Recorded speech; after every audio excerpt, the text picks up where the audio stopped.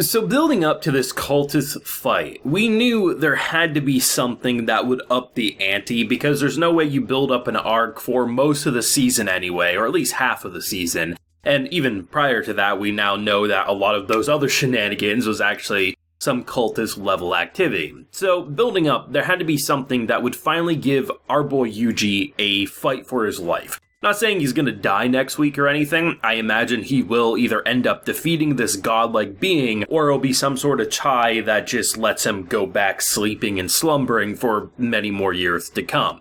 But all things considered, given that this episode went in hard, and even prior to god level being popping up, this man Walter, he was putting up a mad fight. Not only was it saga for days, this was one of the best animated episodes, in my opinion, of My Isekai Life. There was constantly something happening, from JoJo level Aura, where he was just punching down a barrier, to just the speed and just the momentum that these characters were just jumping around, whether it was Proud Wolf and the Slimes to this demonic-like being that he turned himself into. There was so much happening, and it just felt like whenever I saw something, I was like, that's the highlight of the fight. It felt like 30 seconds later, something else came around, and I was like, no, that's the highlight of this fight.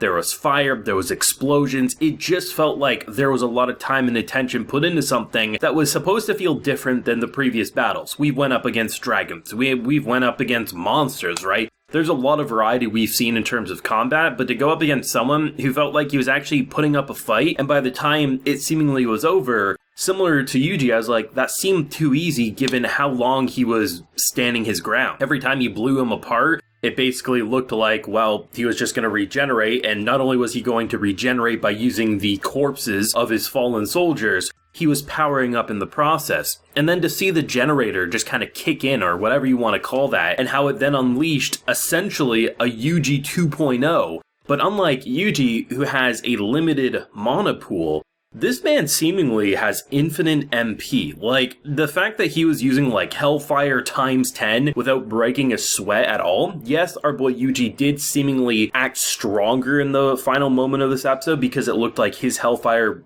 basically pushed his away. The big difference is there's a limitation. So when he goes into negative mana points, he has to drain into his health, and obviously it's a pretty tiring experience that, if you're not careful, you'll die. If you're going up against what is being presented as a god, well, at that point, how the hell are you supposed to deal with it? Especially given that all those devices seemingly just activated around the globe, and it looks like the apocalypse is about to knock on their doorstep. It seems like, based on the glowing eyes of the monsters, we're gonna have dragons, we're gonna have probably some orcs walking around. It's not looking good, and given how much he's already used and basically strained himself for this fight as is, he essentially went up against 2 endgame level bosses back to back. How the hell are you supposed to deal with it without recovering your mana and maybe gaining a new skill?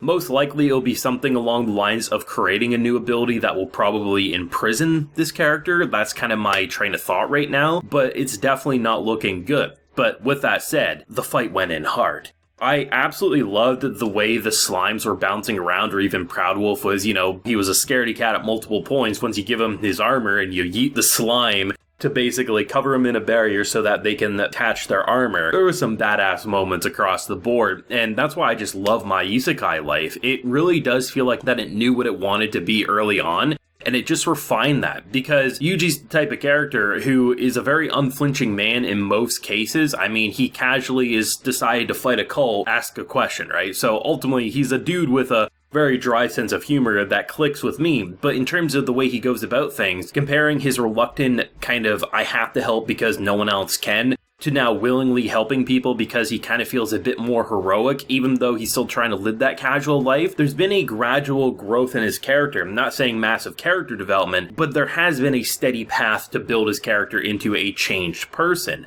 And now, given this threat that he's dealing with, I think comparing some of the more apocalyptic level threats that he's dealt with and his more reluctant attitude, this almost feels like he's going to be going up against this, giving it his all, willing to die for it, not because he has to, but more so he knows he needs to because of all the different connections he's built at this point. And I think that serves as a good stopping point, because if they were to announce they're doing a season 2 of My Isekai Life, I'm going to be right up here watching and covering it, hands down, no questions asked. But at the same time, given what they're setting up with this fight, if they were to end it at the very least, and not blue balls us with a cliffhanger, but they resolve this conflict as it stands, even if they set up that the conflict could come back at some point, that would be a good stopping point that I could leave 12 episodes of a show and just say, that's good enough for me, right? That's what I like about this show, is that you could easily see yourself getting lost in another dozen episodes, or at least that's how I feel anyway. But at the same time, I could leave the show with a grin on my face when it ends saying, if this is all we get, that was a memorable and fun experience. And that's why I've said ever since the beginning, not everything needs to be a masterpiece. And fun, as long as you're having fun, as long as you're not picking apart more issues than what is fun for you, I mean, there's nothing wrong with that, right? That's what I like about this show. And that's what I actually find refreshing, is that